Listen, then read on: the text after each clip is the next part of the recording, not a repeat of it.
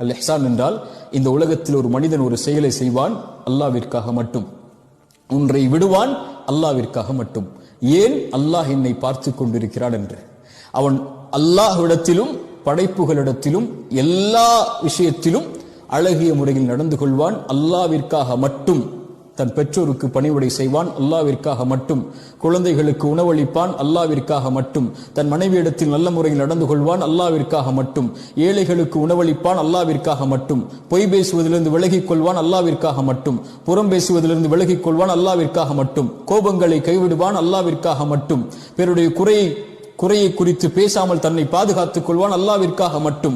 தொழுவான் அல்லாஹ்விற்காக மட்டும். அல்லாஹ் பாவங்களிலிருந்து விலகிக் கொள்வான் அல்லாஹ்விற்காக மட்டும். ஏன்?